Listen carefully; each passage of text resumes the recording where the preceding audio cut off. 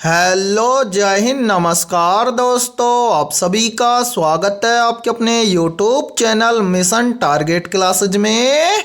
आज के इस क्लास में हम रेलवे ग्रुप डी परीक्षा 2025 के लिए तीसरा प्रैक्टिस सेट लेकर आए हैं और इस तीसरे प्रैक्टिस सेट के अंदर हम बहुत ही इंपॉर्टेंट क्वेश्चनों को कवर करेंगे। और मेरे भाई ये सभी क्वेश्चन आपके रेलवे ग्रुप डी एग्जाम 2025 के लिए इंपॉर्टेंट रहेंगे, इसलिए इस तीसरे प्रैक्टिस सेट को आपको कंप्लीट देखना है और इस प्रैक्टिस सेट के एंड में आपको बताना है कि आपके टोटल कितने क्वेश्चन है सही होते हैं। और यदि आप इस चैनल से पहली बार जुड़े हैं तो चैनल को कर लीजिए सब्सक्राइब और बेल आइकन को प्रेस करना, ताकि ऐसे ही शानदार क्लास का नोटिफिकेशन आपको सबसे पहले देखने को मिले। तो चलिए शुरू करते हैं आज के इस तीसरे प्रैक्टिस सेट को बिना देरी के।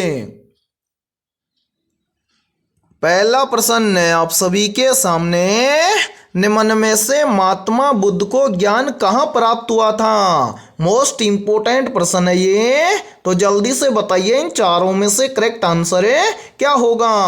आपसे पूछा गया है कि निम्न में से महात्मा बुद्ध को ज्ञान कहाँ प्राप्त हुआ था, तो यहाँ पर देखिए इन चारों में से करेक्ट आंसर हो जाएगा सभी का ऑप्शन है सी, यानी कि महात्मा बुद्ध को ज्ञान प्राप्त हुआ था बोध गया में। तो पहले प्रश्न के अंदर करेक्ट आंसर हो जाएगा सभी का ऑप्शन है सी। तो चलिए फिर अगला प्रश्न देखते हैं। दूसरा प्रश्न है आप सभी के सामने, संविधान के किस अनुच्छेद में आपातकाल की घोषणा का प्रावधान है? ऑप्शन ए अनुच्छेद 352 में, ऑप्शन बी है अनुच्छेद 360 में, ऑप्शन सी है अनुच्छेद 356 में और ऑप्शन डी है अनुच्छेद 370 में। तो जल्दी से बताइए इन चारों में से करेक्ट आंसर है क्या होगा। और मेरे भाई मोस्ट इंपोर्टेंट प्रश्न है ये, चाहे तो आप इस प्रश्न का स्क्रीनशॉट भी ले सकते हैं। तो यहाँ पर देखिए इन चारों में से करेक्ट आंसर हो जाएगा सभी का ऑप्शन है ए, यानी कि भारतीय संविधान के अनुच्छेद 352 में आपातकाल की घोषणा का प्रावधान है। तो दूसरे प्रश्न के अंदर करेक्ट आंसर हो जाएगा सभी का ऑप्शन है ए। तो चलिए फिर अगला प्रश्न देखते हैं। तीसरा प्रश्न है आप सभी के सामने, 1983 में भारत को पहली बार क्रिकेट विश्व कप जिताने वाले कप्तान कौन थे? Option A Saurav Ganguly, option B है कपिल देव, ऑप्शन सी है महेंद्र सिंह धोनी और ऑप्शन डी है इनमें से कोई नहीं।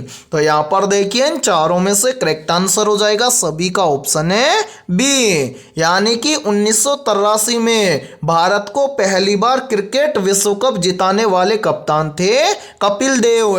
तो तीसरे प्रश्न के अंदर करेक्ट आंसर हो जाएगा सभी का ऑप्शन है बी। और इसी के साथ में देखिए आप सभी के लिए बहुत ही इंपॉर्टेंट सूचना है, यदि आप पहली बार के अंदर रेलवे ग्रुप डी एग्जाम 2025 को क्रैक करना चाहते हैं तो हमने आपके रेलवे ग्रुप डी एग्जाम 2025 के लिए GK, GS, mathematics, science, current affairs और रीजनिंग के लगभग 21,000 प्लस मोस्ट इंपोर्टेंट क्वेश्चनों का पीडीएफ सेट तैयार किया है। यदि आप ये 21,000 प्लस मोस्ट इंपोर्टेंट क्वेश्चनों का पीडीएफ सेट लेना चाहते हैं तो आप हमारे इस व्हाट्सएप नंबर पर कांटेक्ट करके ले सकते हैं। और मेरे भाई इस पीडीएफ सेट की प्राइस हमने रखी है मात्र और मात्र 51 रुपए, यानी कि 51 रुपए की फीस के अंदर आपको रेलवे ग्रुप डी एग्जाम 2025 के लिए ऑल सब्जेक्ट के ऊपर टॉपिक वाइज लगभग 21,000 प्लस मोस्ट इंपोर्टेंट क्वेश्चनों का पीडीएफ सेट दिया जाएगा। और मेरे भाई ये सभी क्वेश्चन आपके रेलवे ग्रुप डी एग्जाम 2025 के लिए रामबाण साबित होने वाले हैं। तो जल्दी से जाइए और इस व्हाट्सएप नंबर पर आप कांटेक्ट करके इस पीडीएफ सेट को ले लीजिए और एग्जाम से पहले अपनी तैयारी को मजबूत बना लीजिए। और इसी के साथ में हमारे इस यूट्यूब चैनल पर जितनी भी क्लासेज होंगी वो सभी क्लासेज आपके लिए फ्री होंगी और साथ में उन सभी क्लासों का पीडीएफ सेट भी आपको बिल्कुल फ्री के अंदर हमारे व्हाट्सएप ग्रुप के ऊपर दिया जाएगा। ठीक है, तो चलिए फिर अगला प्रश्न देखते हैं। चौथा प्रश्न है आप सभी के सामने, कौन सा ग्रह लाल ग्रह के नाम से प्रसिद्ध है? तो यहाँ पर देखिए इन चारों में से करेक्ट आंसर हो जाएगा सभी का ऑप्शन है बी, यानी कि जो मंगल ग्रह है ये मंगल ग्रह लाल ग्रह के नाम से प्रसिद्ध है। तो चौथे प्रश्न के अंदर करेक्ट आंसर हो जाएगा सभी का ऑप्शन है बी। और मेरे भाई यहाँ पर देखिए यहीं से क्वेश्चन और बनता है और काफी बार एग्जाम के अंदर पूछा भी जाता है, कि पृथ्वी की जुड़वा बहन किस ग्रह को कहा जाता है? तो याद रखना पृथ्वी की जुड़वा बहन कहा जाता है शुक्र ग्रह को। ठीक है, तो चलिए फिर अगला प्रश्न देखते हैं। पांचवा प्रश्न है आप सभी के सामने, किस तत्व को प्राकृतिक रेडियोधर्मी तत्व कहा जाता है? ऑप्शन ए आयोडीन को, ऑप्शन बी है यूरेनियम को, ऑप्शन सी है कार्बन को, और ऑप्शन डी है सोडियम को। तो यहाँ पर देखिए इन चारों में से करेक्ट आंसर हो जाएगा सभी का ऑप्शन है बी, यानी कि यूरेनियम तत्व को प्राकृतिक रेडियोधर्मी तत्व कहा जाता है। तो पांचवें प्रश्न के अंदर करेक्ट आंसर हो जाएगा सभी का ऑप्शन है बी। और मेरे भाई ये पांचवा प्रश्न मोस्ट इंपोर्टेंट प्रश्न है, चाहे तो आप इस प्रश्न को स्क्रीनशॉट भी ले सकते हो। ठीक है, तो चलिए फिर अगला प्रश्न देखते हैं। छठा प्रश्न है आप सभी के सामने, भारत के किस राज्य में सर्वाधिक वन क्षेत्र है? ऑप्शन ए उत्तर प्रदेश में, ऑप्शन बी है मध्य प्रदेश में, ऑप्शन सी है महाराष्ट्र में, और ऑप्शन डी है अरुणाचल प्रदेश में। तो यहाँ पर देखिए इन चारों में से करेक्ट आंसर हो जाएगा सभी का ऑप्शन है बी, यानी कि भारत के मध्य प्रदेश राज्य में सर्वाधिक वन क्षेत्र है। तो छठे प्रश्न के अंदर करेक्ट आंसर हो जाएगा सभी का ऑप्शन है बी। और मेरे भाई यहाँ पर देखिए इसी प्रश्न को एग्जाम के अंदर घुमाकर ऐसे भी पूछ लिया जाता है कि भारत के किस राज्य में सर्वाधिक वन पाए जाते हैं? तो मेरे भाई आपका आंसर होगा क्या?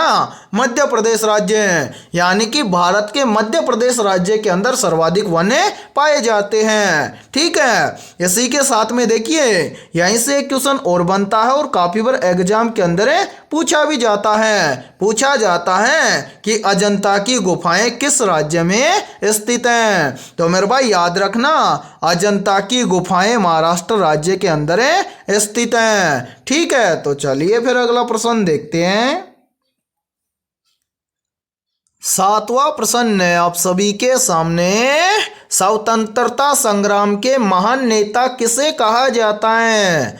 ऑप्शन ए है महात्मा गांधी को, ऑप्शन बी है भगत सिंह को, ऑप्शन सी है सुभाष चंद्र बोस को, और ऑप्शन डी है जवाहरलाल नेहरू को। तो यहाँ पर देखिए इन चारों में से करेक्ट आंसर हो जाएगा सभी का ऑप्शन है ए, यानी कि स्वतंत्रता संग्राम के महान नेता कहा जाता है महात्मा गांधी को। तो सातवें प्रश्न के अंदर करेक्ट आंसर हो जाएगा सभी का ऑप्शन है ए। तो चलिए फिर अगला प्रश्न देखते हैं।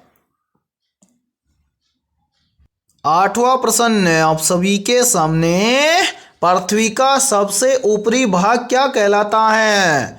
Option A mantle, option B है क्रस्ट, ऑप्शन सी है कोर, और ऑप्शन डी है बाह्य कोर। तो जल्दी से बताइए इन चारों में से करेक्ट आंसर क्या होगा?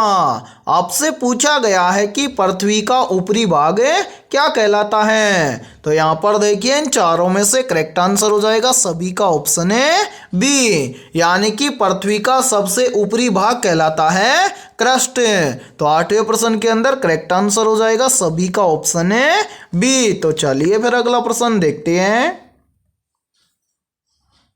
नौवां प्रश्न है आप सभी के सामने, भारत में स्वतंत्रता संग्राम के पहले मुख्य आंदोलन का नाम क्या था? तो यहाँ पर देखिए इन चारों में से करेक्ट आंसर हो जाएगा सभी का ऑप्शन है बी, यानी कि भारत में स्वतंत्रता संग्राम के पहले मुख्य आंदोलन का नाम था 1857 का विद्रोह। तो नौवें प्रश्न के अंदर करेक्ट आंसर हो जाएगा सभी का ऑप्शन है बी। तो चलिए फिर अगला प्रश्न देखते हैं।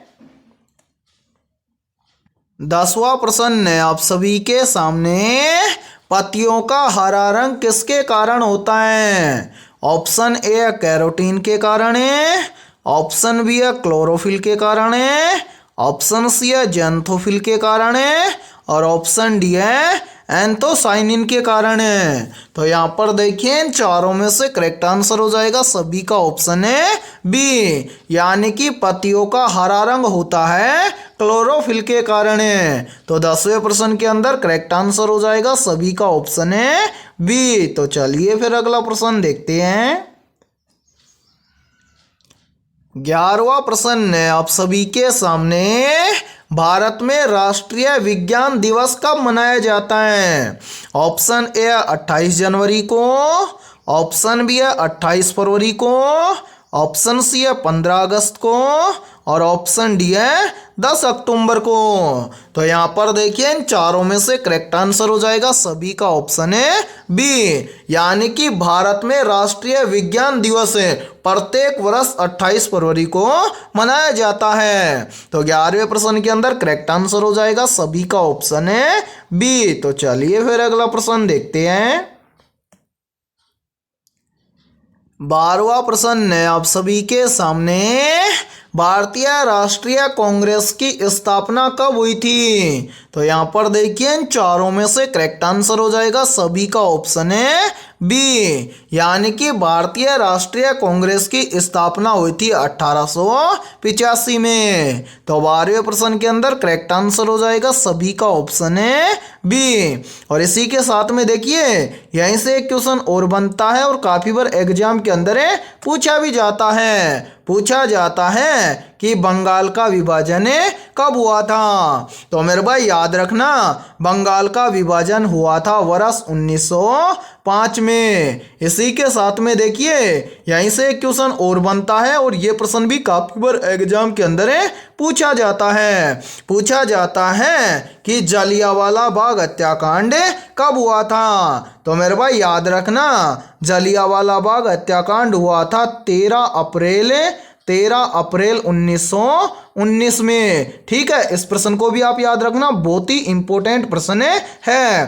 काफी बार एग्जाम के अंदर पूछ लिया जाता है कि ये जलियांवाला बाग हत्याकांड कहाँ पर हुआ था। तो मेरे भाई याद रखना, जो ये जलियांवाला बाग हत्याकांड 13 अप्रैल 1919 के अंदर हुआ था, ये हुआ था अमृतसर के अंदर। ठीक है, इसी के साथ में देखिए यहीं से एक क्वेश्चन और बनता है और ये प्रश्न भी बार बार एग्जाम के अंदर रिपीट होता है। पूछा जाता है कि रोलैक्ट एक्ट कानून कब पारित हुआ था? तो मेरे भाई याद रखना, रोलैक्ट एक्ट कानून पारित हुआ था वर्ष 1919 के अंदर। ठीक है, और 12वें प्रश्न के अंदर करेक्ट आंसर हो जाएगा सभी का ऑप्शन है बी। तो चलिए फिर अगला प्रश्न देखते हैं। 13वां प्रश्न है आप सभी के सामने, निम्न में से पोटेशियम किसका मुख्य घटक है? ऑप्शन ए है सोडियम का, ऑप्शन बी है चाय का, ऑप्शन सी है केले का और ऑप्शन डी है आंवला का। तो यहाँ पर देखिए इन चारों में से करेक्ट आंसर हो जाएगा सभी का ऑप्शन है सी, यानी कि निम्न में से पोटेशियम केले का मुख्य घटक है। तो 13वें प्रश्न के अंदर करेक्ट आंसर हो जाएगा सभी का ऑप्शन है सी। तो चलिए फिर अगला प्रश्न देखते हैं। 14वां प्रश्न है आप सभी के सामने, 1857 की क्रांति का नेतृत्व दिल्ली में किसने किया था? ऑप्शन ए है बहादुर शाह जफर ने, ऑप्शन बी है नाना साहेब ने, ऑप्शन सी है तात्या टोपे ने और ऑप्शन डी है झांसी की रानी ने। तो जल्दी से बताइए इन चारों में से करेक्ट आंसर क्या होगा? आपसे पूछा गया है कि 1857 की क्रांति का नेतृत्व दिल्ली में किसने किया था? तो यहाँ पर देखिए इन चारों में से करेक्ट आंसर हो जाएगा सभी का ऑप्शन है ए, यानी कि 1857 की क्रांति का नेतृत्व दिल्ली में किया था बहादुर शाह जफर ने। तो 14वें प्रश्न के अंदर करेक्ट आंसर हो जाएगा सभी का ऑप्शन है ए। तो चलिए फिर अगला प्रश्न देखते हैं। 15वां प्रश्न है आप सभी के सामने, ब्लैक होल की अवधारणा किसने प्रस्तुत की थी। या फिर देखिए इस प्रश्न को एग्जाम के अंदर घुमाकर ऐसे भी पूछ लिया जाता है कि किस वैज्ञानिक ने ब्लैक होल की अवधारणा प्रस्तुत की थी। तो यहां पर देखिए इन चारों में से करेक्ट आंसर हो जाएगा सभी का ऑप्शन है ए, यानी कि वैज्ञानिक आइंस्टीन ने ब्लैक होल की अवधारणा प्रस्तुत की थी। तो 15वें प्रश्न के अंदर करेक्ट आंसर हो जाएगा सभी का ऑप्शन है ए। ठीक है, तो चलिए फिर अगला प्रश्न देखते हैं। 16वां प्रश्न है आप सभी के सामने, राष्ट्रीय विज्ञान दिवस कब मनाया जाता है। ऑप्शन ए 28 फरवरी को, ऑप्शन बी है 5 जून को, ऑप्शन सी है 11 जुलाई को और ऑप्शन डी है 15 अगस्त को। तो यहाँ पर देखिए इन चारों में से करेक्ट आंसर हो जाएगा सभी का ऑप्शन है ए, यानी कि राष्ट्रीय विज्ञान दिवस मनाया जाता है 28 फरवरी को। तो 16वें प्रश्न के अंदर करेक्ट आंसर हो जाएगा सभी का ऑप्शन है ए। तो चलिए फिर अगला प्रश्न देखते हैं।